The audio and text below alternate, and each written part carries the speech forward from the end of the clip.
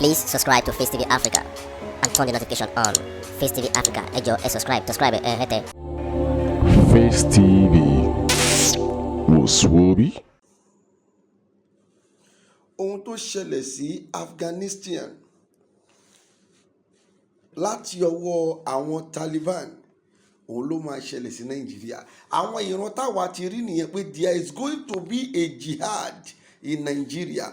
A dẹ̀ ti sọ tẹ́lẹ̀ nínú àwọn fídíò wa tó ti kọjá lọ. We have said it. But regard wa pé wòlíì ni wa. A ríran wò. Adébóyè máa bá tiẹ̀ lọ. Oyèdépò máa bá tiẹ̀ lọ. Ẹ̀yin lẹ máa jẹ̀yà ẹ̀. Bẹ́ẹ̀ làwọn ọmọ wọn náà ò lè sí nílé. Ẹ̀yin lẹ máa jẹ̀yà ẹ̀. Ó ṣàrò ohun tó ṣẹlẹ̀ ní Afghanistan náà. Ṣorí ohun tí Taliban fi wọ́n ṣe. Ṣorí pé Taliban ó ti gba control capital Afghanistan. Ṣé pé Taliban ti recover Afghanistan lọ́wọ́ àwọn Afghanistan.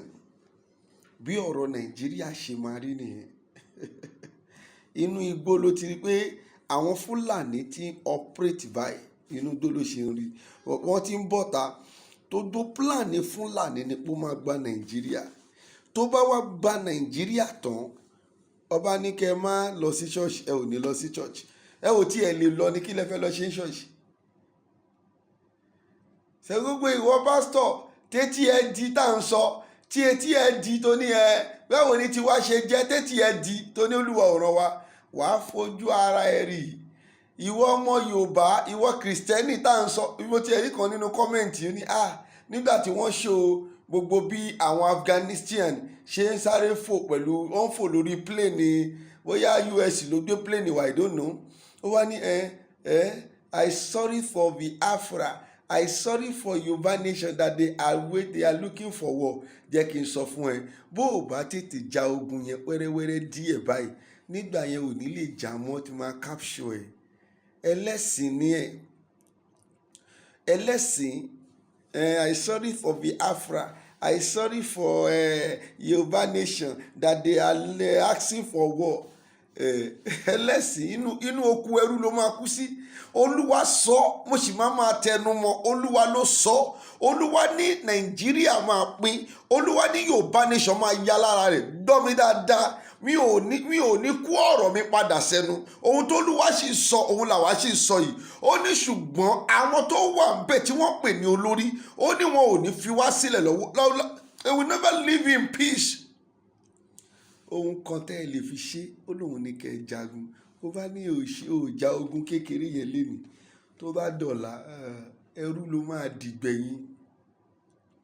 Òótọ́ ọ̀rọ̀ lẹ́nì kì í lẹ́nì gẹ́gẹ́ bí òwe àwọn àgbàlagbà ẹni tó bá ń sọ òótọ́ ọ̀rọ̀ làwọn èèyàn etí jùdá wò kíá.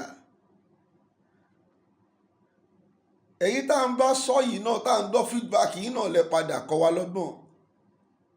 Àìmọye alágbára tí kò gbọ́n tẹ́ ẹ ti pàdánù tó ti lọ tí kì bá ń ṣe pé Ọlọ́run lórí ọ̀rọ̀ bàbá Sunday Igboho. Ṣèyí ló wáyé pé a ò bọ́ta láti wá sọ̀rọ̀ kọ́kọ́ lórí Sunday Igboho mọ́. Gbogbo yín máa pè mí bàbá kí ló ń ṣẹlẹ̀ ìwọ má wọ̀rì kò sóhun tó ṣe bàbá àbáwá òkè. Ẹ fi bàbá sílẹ̀ lọ́rùn ẹ̀yin olórí burúkú tẹ́ ò lè dìde fún ráìtì. Ẹ fi bàbá sílẹ̀ lọ́rùn ẹ má báyé bàbá oníbàbá jẹ́. Ẹ̀yin wọn pé gbogbo nǹkan táwa rí nìyẹn táwa náà fi dúró táwọn fi sọ kankan mọ́. Ẹ má báyé bàbá oníbàbá jẹ́. Ṣé o dóhun tí President America release? Ó ní Afghanistan gan fúnra ẹ̀ wọn ò lè jà fúnra wọn. Lọ́gbọ́n tí ó release wọn ò lè jà fúnra wọn. So therefore kò nídìí they cannot send any troop láti lọ help wọn níbi kankan. Ẹ ò lè jà fúnra yín ṣe ẹ sì jà ní ẹ ṣe para yín ni ẹ sì ṣe ọ sì rí pé ẹ̀jẹ̀ ṣàn ṣé wọ́n sì rí pé ẹ̀ ń ju bọ́ǹbù kiri náà. Bí Amẹ́ríkà ò bá tí ì rí bẹ́ẹ̀ bí UN ò bá tí ì rí bẹ́ẹ̀ wọn ò lè dá sọ̀rọ̀ yín. Since tó bá ti wá pé kò rí owó ẹ ò fẹ́ bẹ́ẹ̀ ẹ fi sílẹ̀ ṣùgbọ́n jẹ́ kí n rán ẹ létí Fúlàní máa gba ìlú yìí, kò sí bó ṣe fẹ́ ṣe lọ kọ sílẹ̀. But to avoid it, ogun kékeré la kàn nílò kó lè kálukú kọ̀ lọ lọ́nà tiẹ̀. Ṣùgbọ́n nígbà tó ní pé ò lè ja ogun, tó ní pé káwa alágbára káwa máa fèsì ẹ̀ ká máa kú lọ bẹ́ẹ̀, ṣó possible? Káwa alágbára máa lọ fèsì ẹ̀ tó bá ti fèsì ẹ̀ tán, tó bá ti kú tán, ẹ̀yin á máa sọ̀rọ̀ wọn láì dá lẹ́yìn pé wo alákọ̀ọ́rí ọmọ. Ó wo mọ́ yí àwọn ọ̀pọ̀lọpọ̀ èèyàn tó sọ̀rọ̀ Sunday Igboho tó sọ̀rọ̀ ẹ̀ láì dá lẹ́yìn pé alákọ̀ọ́rí ọmọ. Gbogbo àwọn tó jẹ́ kíní kan ohun ààrẹ ẹ̀nà ààrẹ wèrè ààrẹ olórí burúkú níbo ló wọ́n wà lẹ́nu. Ìwọ má wọ̀rí, èyí tèmi máa sọ òun lórí tí mò ń sọ yìí. Ṣùgbọ́n ìgbẹ̀yìn máa dolóko àdá lọ kọ́ sílẹ̀ ìlú ìtorí àyíntẹ́lẹ̀ ọjà àyíntẹ́ni kíní kan ogun ò dá wàá padà rí. Wọ́n á sọ ìlú yìí di ìlú mùsùlùmí tó tún ṣe kì í ṣe mùsùlùmí táwa mọ̀ o. Àwọn mùsùlùmí àfipá múni sìn òun ló máa sọ́ di. Ìdòwò pásítọ̀ ẹ̀ta ń bá sọ́ọ̀sì tó ní kí lẹ́lúwa rán wa kò ní ṣe ọ̀rọ̀ òṣì ọ̀rọ̀ là ń sọ. Wá padà rí ìwọ tó ń tẹ̀lé wọn náà tẹjọ́ ń parọ́ fúnra yín nínú ṣọ́ọ̀ṣì ara yín. Wá padà rí. Ohun tí mo ṣe jáde náà ni wípé sórí ìlú tó rí Fúlàní ṣì máa gbà. Kéèsì tó ṣẹlẹ̀ ní Afghanistan láàrin Afghanistan àti Taliban. Taliban, they are terrorists. They are Muslim terrorists. Wẹ̀rẹ̀wẹ̀rẹ̀ náà ni wọ́n wọ inú ìlú yẹn. Afghanistan ló nílùú. Wẹ̀rẹ̀wẹ̀rẹ̀ ni wọ́n wọ inú ìlú yẹn. Wọ́n dẹ̀ bẹ̀rẹ̀ sí operate. Wọ́n operate títí tí wọ́n fi gba Afghanistan mọ́ wọn lọ́wọ́. Wọ́n ti gba Afghanistan lọ́wọ́ o. As at yesterday, day before yesterday, wọ́n ti gba Afghanistan lọ́wọ́. Àwọn náà dàbí Fúlàní ni. Ìwọ lọ́wọ́ wọn dáadáa. They were just like a Fulanis.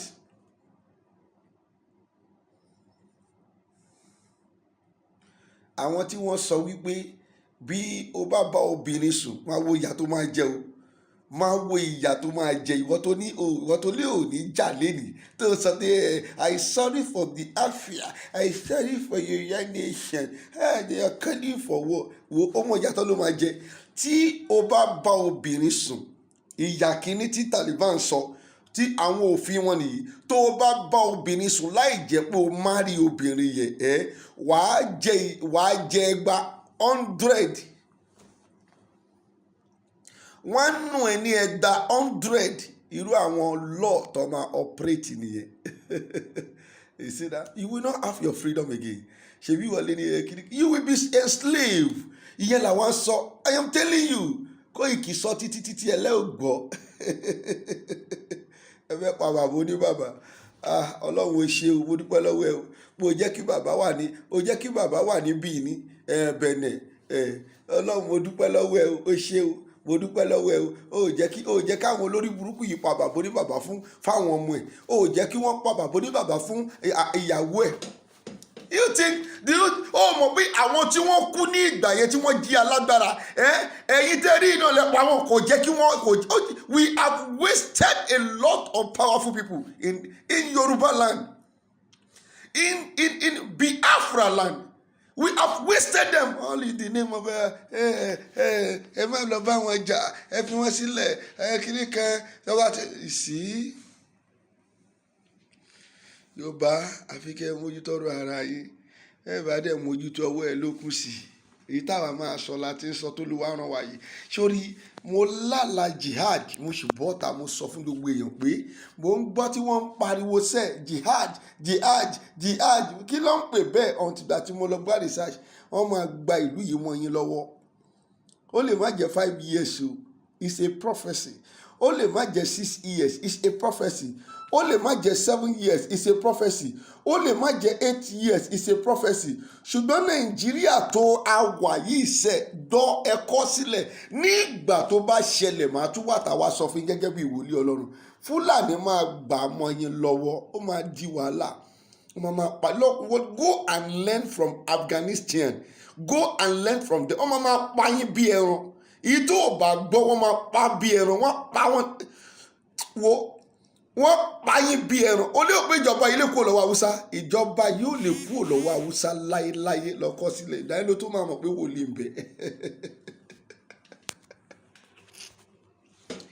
ọ̀nà kan tó lè fi kúrò lọ́wọ́ haúsá òun ni kẹ́ ẹ mójútó ọ̀rọ̀ ara yín ayé mójútó kí n sọ fún yín wàá jẹ́ kí sàánú ìyà ìwọ olórí burúkú tó sọ pé you are sorry for Yorùbá nation you are sorry for Biafra they are calling for war wàá jẹ́ fist wàláì ìwọ kẹ̀ wàá jẹ́ kí sà ńlá nínú ìyà àwọn ọmọ á jẹ́ gbogbo ìran ẹ̀ ló máa jẹ́ àwa ń sọ olóògbò ní olúwa òràn wa onípásítọ̀ ẹ̀ olè yẹn lolúwa rán pásítọ̀ olórí burúkú yẹn olóhùn lolúwa rán olúwa òràn wọn olè ni wọ́n èmi sọ tòótọ́ fún yìí pásítọ̀ gan máa jẹ́ kí sẹ́yà no church again you will discover when they capture Nigeria you will discover that there is not going to be church again kò dẹ̀ sọ ohun tí UN máa ṣe kò sọ ohun tí Amẹ́ríkà máa ṣe kí ni Amẹ́ríkà ṣe sórí ọ̀rọ̀ Afghanistan tún lọ wo go and check the speech of Biden àbí kí lẹ ti ń pè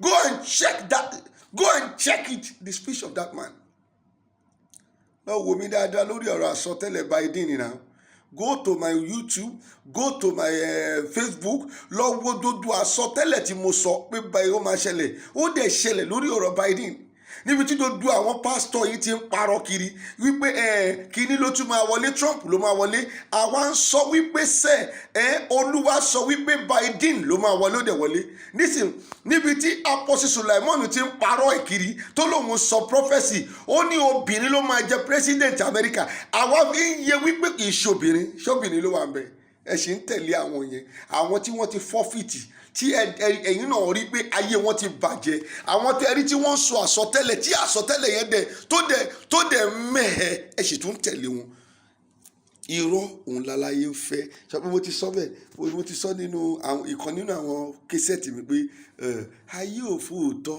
irọ́ láyé ń fẹ́ àwọn tó ń parọ́ òun láyé ń fẹ́ ó mọ̀ pé àwọn tó ń parọ́ ni wọ́n ń gbádùn Nàìjíríà bójèmí náà fẹ́ máa parọ́ sí kí sọ fún ẹ̀ máa wà òkè gan jù báyìí lọ wàláì máa wà òkè ju báyìí lọ ṣùgbọ́n ohun tó ló ń gbélé mi lọ́wọ́ kò ní kémi purọ́sẹ̀ ohun tó ní kémi ṣáà máa sọ ní òtítọ́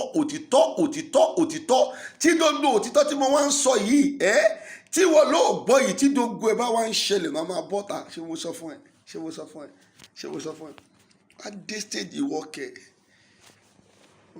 lẹ́yìn pé kó tilẹ̀kùn mọ́ rí kó yá máa pe Jésù nínú yàrá wọn gbọ́dọ̀ gbọ́n ta stage yẹn ń bọ̀ Jésù kó rá máa pe nínú yàrá wọn ò gbọ́dọ̀ bọ́ níta pé ẹ porúkọ Jésù stage yẹn ń bọ̀ stage yẹn ń bọ̀ nínú Nàìjíríà yìí lọ́kọ́ sílẹ̀ ó lè má jọdún 5 ó lè má jọdún 6 7 8 9 10 ó lè má jọdún 10 nínú ṣùgbọ́n Olúwa fi wọ̀n mí lénìí nínú oorun tèmi wípé àwọn Fúlàní máa capture ìlú yìí ó mọ̀ pé prophecy it is by stage to stage ṣọpá ti kọ́kọ́ sọ Olúwa ní kẹ́ ẹ jagun lẹ́yìn ò jagun fine ohun òyìn now prophecy it is by stage to stage ó ti sọ mí sí ó ní fine sí sẹ́yìn lẹ́yìn ò jagun ìwà aró ohun tó máa ṣẹlẹ̀ ohun tó ṣẹlẹ̀ sí Afghanistan ó máa ṣẹlẹ̀ sí Nàìjíríà nítorí pé Fúlàní gangan ló ń pè ní Taliban bó de ṣe operate ní Afghanistan òun ni wọ́n operate ní Nàìjíríà yìí that is all kò sí nǹkan tó change nínú méjèèjì the way they are operating in Afghanistan was the way they were operating in Nigeria. Please subscribe to Face TV Africa and turn the notification on. Face TV Africa ẹ jọ̀ọ́ ẹ subscribe hete. Face TV was Swoby.